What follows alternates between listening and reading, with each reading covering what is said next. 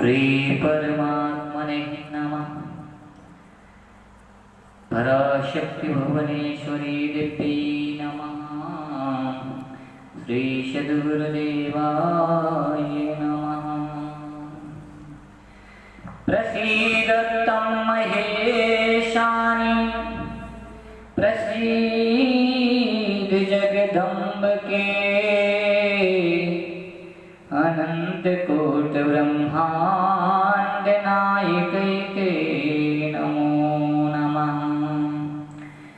नमः कोट स्वरूपाय चिद्रूपाय नमो नमः। नमो वेदांत विद्यायै भुवनेश्वरी नमो नमः। गुरुर्ब्रह्मा गुरुर्विष्णु गुरुर्देवो महेश्वरः। गुरुर्साक्षात् परब्रह्म तस्मै श्री गुरुवे नमः। भोले पराशक्ति भुवनेश्वरी मैया की जय। वृंदावन बिहारी लाल की जय। गौ सेवा धाम की जय। बोले गंगा मैया की जय। भाववश भगवान सुख निधान करुणा भवन। तज ममता मदमान भजिय सदा सीतारमण। तज ममता मदमान भजिय सदा सीतारमण। भाववश भगवान वह परमात्मा भाव के वशीभूत है, सुख निधान है, सुख की निधि है। आप दुकान पर जाएंगे सामान लेंगे तो दुकान का सामान खत्म हो सकता है, लेकिन जहां खदान होगी वहां पर संभावना नहीं है। आपको वस्तु आप मिल ही जाएगी जिस वस्तु की आपको आवश्यकता है, क्योंकि वह खदान है। तो जब संसारिक जो नाशवान संसार है, नश्वर संसार है, इसमें खदान में जाकर वह वस्तु प्राप्त हो जाती है, तो ये तो परमात्मा निधि है, भंडार है, अथाह सागर है, सब कुछ प्राप्त हो जाता है। सुख की निधान बताया। आज संसार में जीव क्यों दुखी है, क्या कारण है, सब क्या खोजते हैं, प्रश्न इस बात का है। तो सभी केवल और केवल एक ही वस्तु चाहते हैं, वह है सुख। कौन नहीं चाहता मैं सुखी हो जाऊं, कौन नहीं चाहता मैं सुखी हूं, मेरा परिवार सुखी रहे, सभी स्वस्थ रहे, सभी मस्त रहे, सभी व्यस्त रहे। लेकिन आज इस संसार में लोगों को सुख नहीं मिलता। कारण जानते हैं क्या आप? शायद आपको कारण ज्ञात नहीं। जिस दिन आपको कारण का पता चल जाएगा उस दिन से आप इस संसार में सुख खोजेंगे ही नहीं। कुछ लोग कहते होंगे महाराज क्या बात करते हो, अरे हमारे पास बहुत दौलत है, धन है, संपत्ति, यश, वैभव, कीर्ति, महाराज हम तो बड़े सुखी हैं। लेकिन उनके अंदर जब गहराई में जाओगे ना तो वो भी कहेंगे महाराज डायबिटीज हो गई, अब तो घी पचता नहीं, अब तो चीनी नहीं खा सकते। क्यों? बोले हम तो बड़े सुखी हैं, अभी तो कहते थे, अब ये दुख कहां से आ गया? महाराज धन से यदि सुखी होता तो सबसे बड़ा सुखी शायद बिल क्लिंटन होता। महाराज एक से एक बड़े धनवान है, क्या वो सुखी है? नहीं। क्या बलवान व्यक्ति सुखी है? बोले नहीं। तो आखिर कौन सुखी है, कौन है सुखी, कैसे पता चले? यह सबका प्रश्न है, प्रत्येक जीव का प्रश्न है कि आखिर सुखी और सुख मिलता कहाँ है। सभी कहते हैं महाराज सुख हमें चाहिए, तो सबसे बढ़िया यदि सुख की प्राप्ति करनी है, आप भोजन के लिए भोजनालय में जाएंगे तो आपको भोजन की प्राप्ति हो जाएगी, और आपको विद्या प्राप्त करनी है तो विद्यालय में जाएंगे, विद्या की प्राप्ति हो जाएगी, राजकोष में जाएंगे तो धन की प्राप्ति हो जाएगी। महाराज अगर आप संसार में आए हो तो क्या मिलेगा सोचो, क्योंकि संसार का तो दुखालय शाश्वतम, ये तो दुख का आलय है। महाराज जहाँ दुख की दुकान हो, दुख का आलय हो, वहां पर सुख मिल सकता है क्या? आप भोजनालय में जाके मांगेंगे कि भैया हमें विद्या दे दो, तो क्या आपको वहां पर विद्या मिल जाएगी? नहीं मिलेगी। तो आप शायद गलत पते पर आ गए हैं, ऐसा कोई आपको बोलेगा। महाराज यदि सुख चाहना है तो उस परमात्मा के चरणों में, उस परमात्मा की शरणागति होना पड़ेगा। वहां सुख है और वह सुख की निधान है, निधि है, और जहां महाराज निधि है वहां पर कभी समाप्ति नहीं है, वहां पर विराम है ही नहीं। सुख निधान करना भवन तज ममता मदिमान, बोले मिलेगा कैसे? शर्त है ममता, मद और मान, तीन का त्याग करना पड़ेगा। महाराज आपको किसी पात्र में कुछ चाहिए तो यदि उसमें पहले कुछ सामान रख रखा है, सामग्री रखी हुई है, उसको खाली करना पड़ेगा, उसके बाद ही उसमें दूसरा कुछ ले सकते हैं। जैसे आपको लोटे में दूध चाहिए, यदि उसमें जल भरा हुआ है तो जल को खाली करना पड़ेगा, निकालना पड़ेगा, किसी अन्य पात्र में करना पड़ेगा, तभी आप उसमें दूध ले सकते हैं। ठीक इसी प्रकार इस संसार में हम जो हमारे पंच भौतिक हमारा शरीर है, इसमें हमने क्या भर रखा है? ममता, मद, मान, ये तीनों भर रखे हैं। इनको जब तक हम नहीं निकालेंगे तब तक हमें सुख नहीं मिल सकता, सुख नहीं मिल सकता। तो क्या करें, कैसे निकलेंगे? प्रश्न है भक्त का। तो महाराज कैसे निकलेंगे? उसका केवल और केवल एक ही उपाय है, एक ही सॉल्यूशन है। क्या? जिस प्रकार किसान अपने खेत की गुड़ाई करता है, उसमें बीज बोता है और उसके खरपतवार को निकालता है, तब जाके उसकी फसल अच्छी तैयार होती है। तो हमें भी खरपतवार निकालना पड़ेगा।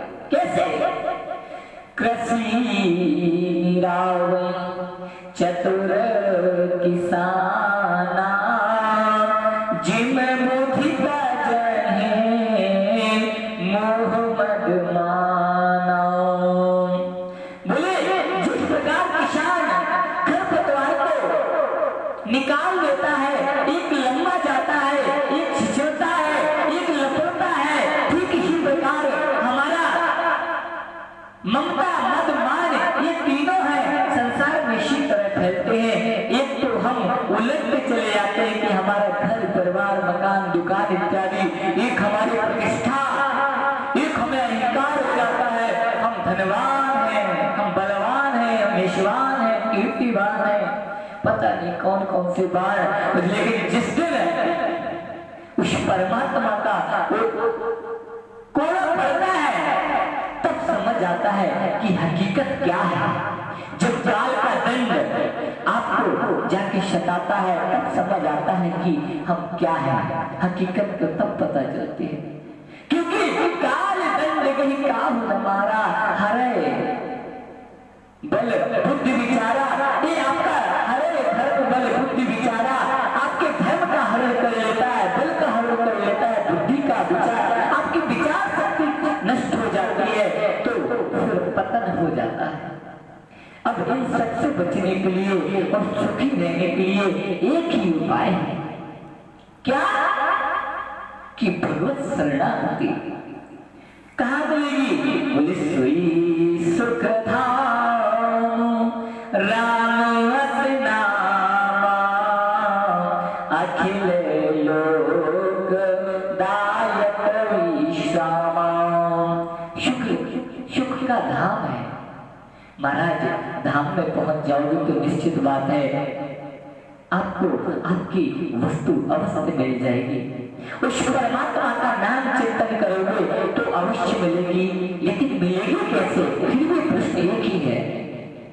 तो उसके लिए भगवत शरणागति आवश्यकता है, भगवत कथा श्रवण, संतों की कृपा। लेकिन संतों की कृपा कैसे होगी? सत्संग कैसे मिलेगा? उसके लिए क्या करना पड़ेगा? संतों का संग तभी संभव है जब राम की कृपा हो आपके ऊपर। विभीषण जी कहते हैं महाराज अब मोई भाव भरोसे हनुमंता बिनु हरि कृपा मिले नहीं क्षमता। बिना हरि की कृपा के शब्द नहीं मिलते। और महाराज बिना राम की कृपा के विवेक ही नहीं होता, विवेक की जागृति नहीं होती। तो इन सब के लिए करना क्या है?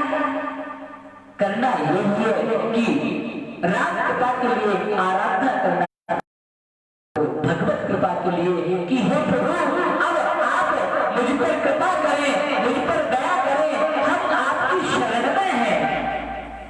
केवल एक ही उपाय है, क्योंकि बिनु सत्संग न हरि कथा तेहि बिन मोह न भाग। मोह गई बिन राम पद होय न दृढ़ अनुराग। महाराज बिना सत्संग के हरि कथा नहीं मिलेगी, मोह दूर नहीं होगा।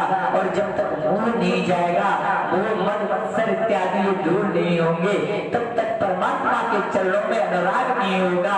दृढ़ अनुराग की बात कही गई, दृढ़ अनुराग नहीं होगा। जब तक दृढ़ प्रीति नहीं होगी, दृढ़ अनुराग नहीं होगा, तब तक कुछ संभव नहीं है, भगवत कृपा भी संभव नहीं है। क्योंकि प्रीति नहीं होगी, प्रीत बिना नहीं भगत जुड़ाई, जिम खगेश जल गई चिकनाई। महाराज बिना प्रीति के भगत में दृढ़ता नहीं आएगी। भगवत शरणापन्न तो होना ही पड़ेगा। अगर भगवत शरणापन्न नहीं होगे तो शरणागत वत्सल कैसे कृपा करेगा? उसकी कृपा चाहते हो जीवन में तो उसकी शरण में चले जाओ, उसकी शरण में चले जाओ, चिंतन करो हे प्रभु हम आपके हैं।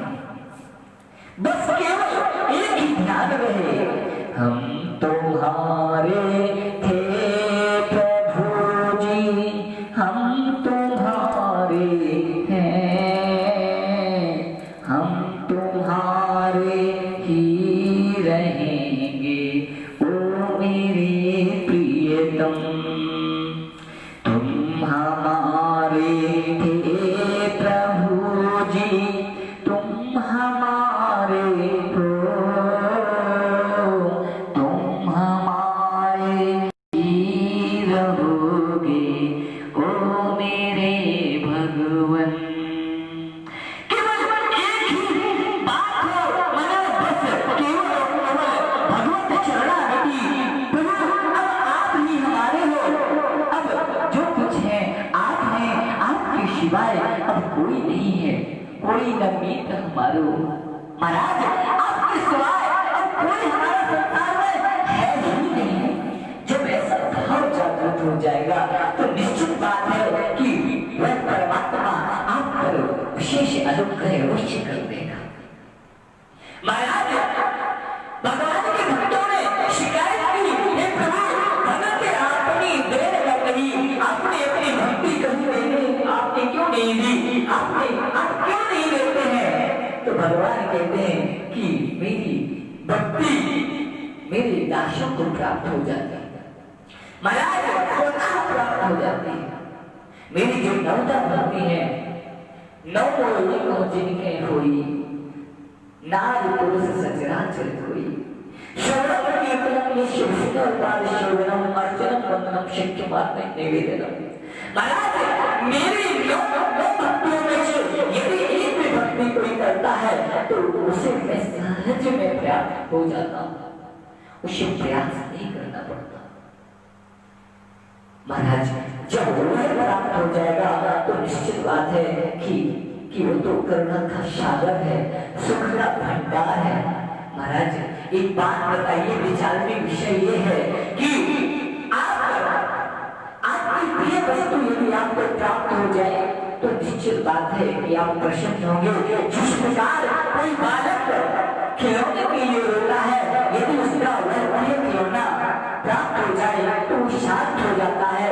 ठीक इसी प्रकार यह आत्मा उसकी भूख है परमात्मा भगवत नाम चिंतन, यदि उसे वह प्राप्त हो जाए तो वह क्यों न शांत होगी।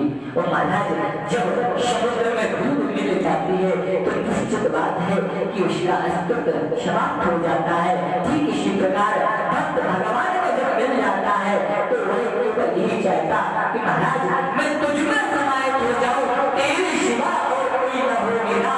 बस यही केवल यही मांगता है भक्त कि तुम्हारे छाए गति दूषण नहीं। महाराज तुम्हारे सिवा मेरी कोई गति ना हो, केवल तुम ही मेरी गति हो। गतिस्तम तमेका भवानी, हे माँ तू मेरी ही गति, माँ मैं आपकी ही शरण में रहूं, आपका ही चिंतन करो, आपका ही यजन करो इत्यादि भवन वास्तव के माध्यम से भी यही निवेदन किया गया। महाराज जहाँ से उठाओगे भगवती भवानी जंगल के साधन वेद बखानी, जितने भी मार्ग बताए, चाहे कर्म मार्ग हो, चाहे ज्ञान का मार्ग हो, चाहे उपासना, चाहे भक्ति मार्ग हो, लेकिन जितने भी साधन है सब केवल और केवल एक ही निर्देश करते हैं कि जाओगे बेटा तो केवल और केवल गंतव्य स्थान भगवत शरणागति ही है, इसके सिवा कोई नहीं। केवल एक ही सिद्धांत है और एक ही गंतव्य स्थान है।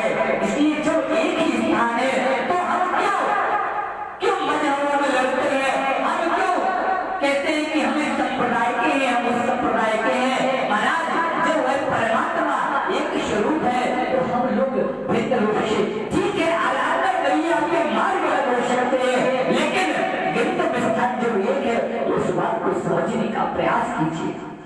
महाराज रामचरितमानस में 4 धर्मों का वर्णन है। महाराज श्री राम मर्यादा पुरुषोत्तम कहलाते हैं, वो मर्यादा सामान्य धर्म का पालन करते हैं। और महाराज लक्ष्मण जी विशेष धर्म का, और महाराज भरत जी विशेषतर धर्म का, विशेषतम धर्म का, और महाराज शत्रुघ्न विशेषतर धर्म का पालन करते हैं। महाराज सबके अलग अलग नियम है, लेकिन समझाना चाहते हैं भैया की सेवा में जब तक हूँ, मैं अपने प्रभु श्री राम की सेवा में जब तक साथ हूँ तब तक ही मेरी भक्ति है। लेकिन भरत जी ऐसा नहीं सोचते। भरत जी कहते हैं कि महाराज आप मुझे कर्ण पालिका दे देंगे, हमें वही भी स्वीकार है, उससे भी आपकी आराधना कर लूंगा, क्योंकि शिया राम में सब जग जानी, करो प्रणाम जोड़ जुड़ पानी। मेरे लिए राम सर्वत्र व्याप्त है, लेकिन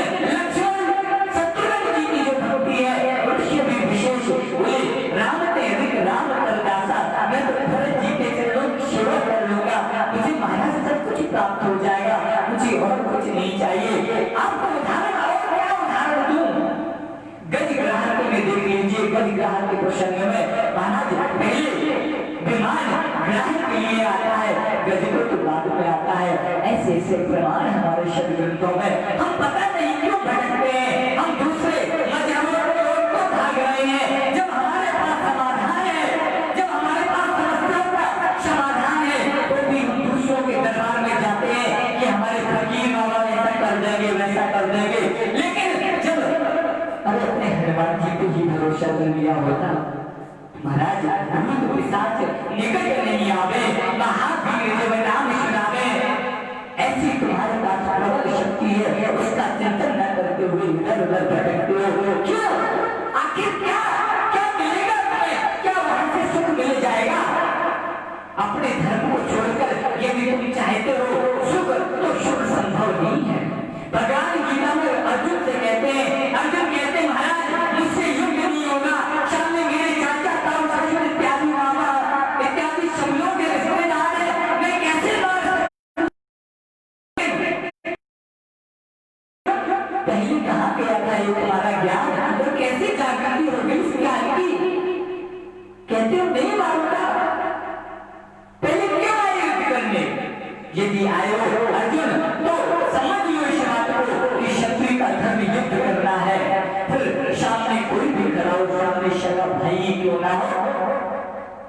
अर्जुन इस बात को ध्यान से सुनो। अपने धर्म का पालन करो।